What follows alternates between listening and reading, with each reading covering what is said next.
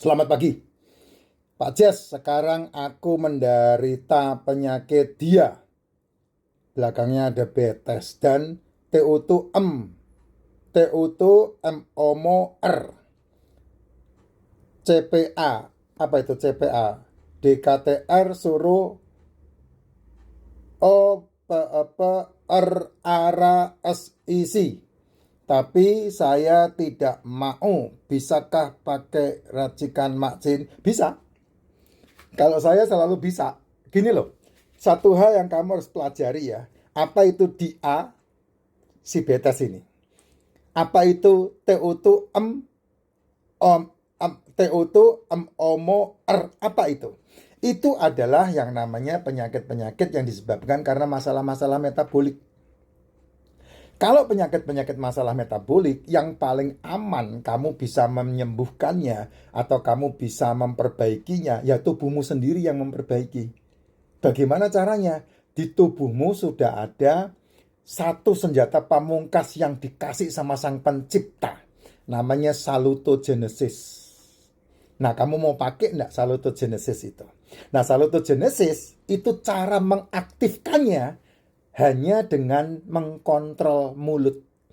Itu salutogenesis. Ya, mengontrol mulut. Artinya apa? Dengan kamu mengontrol mulut, maka kamu membiarkan tubuhmu mengoperasi dirinya sendiri.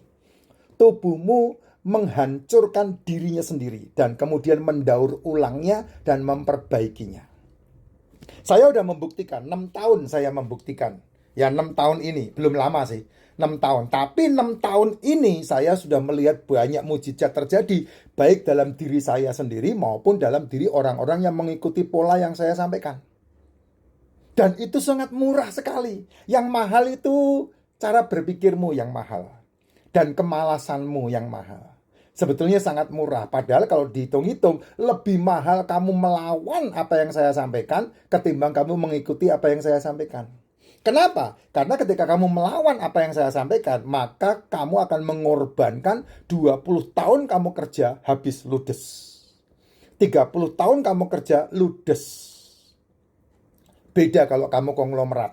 Ya monggo silahkan, kamu punya duit BK banyak, kamu bisa mengikuti arahan yang sono. Nggak usah mengikuti aturan pola makan dan ngerem apa yang kamu masukkan ke mulut, tapi jojoi aja. Oh kasih ini, ya udah. Oh kamu harus ke RS ini, ya udah. Oh kamu harus minum ini, ya udah. Monggo silahkan, karena punya duit. Yang ujung-ujungnya juga duitmu akan habis dan kamu koit, pasti ke situ arahnya kan. Karena ujungnya pasti kamu akan terkomplikasi dan terfarmasi. Itu ujungnya pasti. Contoh yang paling gampang. Kamu kena kamu kena masalah lambung. Kamu perginya mencari tukang obat. Kamu perginya mengobatin lambungmu. Hari ini kamu beres. 2, 3, 4, 5 hari kena lagi. Lambungmu lagi nanti. Ya, OBAT lagi. Beres. 2, 3, 4, 5 hari kena lagi nanti. Setelah itu, beberapa bulan kemudian, pasti kamu akan terhantam masalah ginjalmu. Sudah aturannya, nggak usah dibantah. Ya, saya ngomong apa adanya. Sudah bertahun-tahun kejadian begitu, nggak usah dibantah. Kamu punya saudara pun mengalami hal yang sama, gitu ya.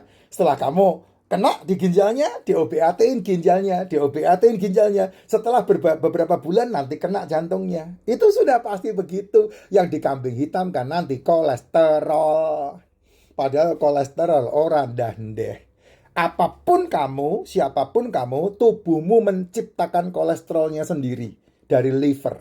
Karena kebutuhan sel tubuhmu adalah kolesterol. Otakmu makanannya kolesterol. 30% dari 400 mg per desiliter kolesterol yang diciptakan oleh liver itu makanannya otak. 30%-nya. 70%-nya diedarkan ke seluruh tubuhmu. Karena sel tubuhmu yang jumlahnya 65 triliun sel lebih itu makanannya kolesterol. Sementara kamu ditakut-takuti tentang kolesterol dengan kata HAHTIT. Saya loh gak pernah pusing dengan kolesterol saya. Saya nikmatin, hasilnya luar biasa. Karena tubuh kita memang memakan itu gitu.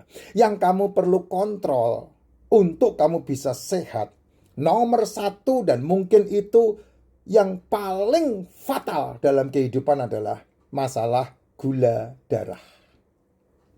Ya, itu yang paling penting. Bagaimana cara mengontrol gula darah? Apakah dengan metformin? Apakah dengan gli-gli itu? Enggak. Cara kamu mengontrol gula darah simple banget caranya. Kamu mengontrol gula darah itu sama seperti kamu mengontrol mulutmu. Mulutmu. Itu yang kamu kontrol. Jangan begini terus. Kalau seperti itu kamu tidak pernah bisa mengontrol gula darah. Sehingga kamu akan terobati. Akan terfarmasi. Itu udah hukum. Ya, sehingga kamu melariskan pabrik obat. Yang ujungnya pasti akan membunuhmu itu. Ya, makanya dunia ini kan kebalik ya. Yang pabrik kue, pabrik tepung, pabrik gula, tidak pernah distempel haram tuh.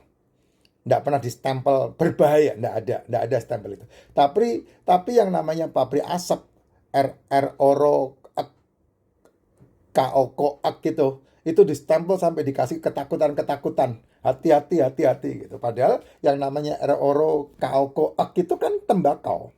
Ya, daun tembakau itu nutrisi bagus banget. Makanya kemarin yang masalah COVID kamu perhatikan tidak banyak orang yang bermasalah dengan mereka yang perokok sehat-sehat mereka. Bahkan pabrik rokok itu omsetnya naik 10-100 kali lipat. Dan mereka sehat sampai hari ini. Siapa mereka yang kena bermasalah? Ya mereka yang makanannya gula itu. Ya, mereka yang seringkali ganjel perut.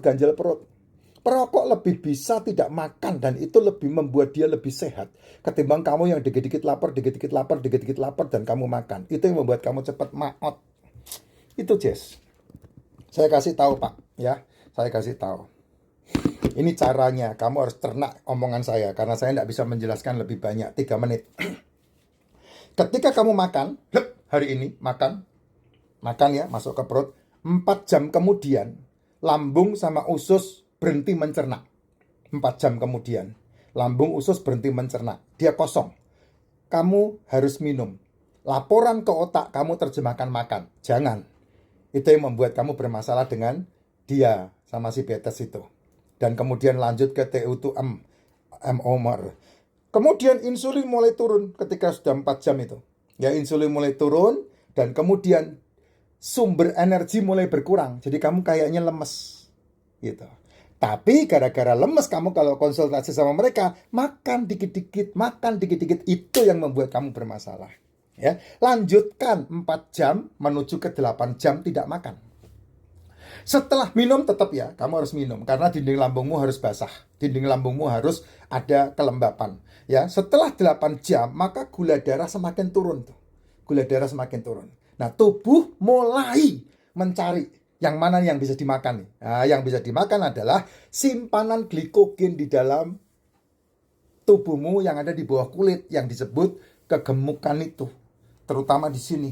Ya makanya perut mendut. Kamu kalau nggak bisa lihat titik, kamu pasti udah bermasalah dengan penyakit. Dan banyak penyakit terjadi karena kamu nggak bisa lihat titikmu. Tapi kalau kamu bisa lihat titikmu kayak saya begini, lihat titik gampang, itu berarti kamu sehat. Lingkar perut 98 sampai 100 aman. Lingkar perut lebih dari 100 bahaya. Nah, lanjutkan setelah itu, glikogen akan menjadi sumber energi. Ya, nggak perlu makan. Makanya hati-hati dengan dikit-dikit makan itu akan membuat obatmu akan terus bertambah.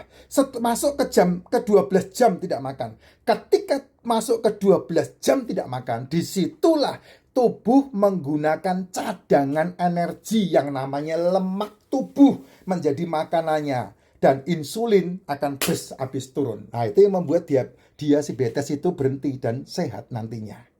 Butuh waktu 3 bulan untuk melakukan ini sehingga kamu bisa melihat keajaiban tubuhmu.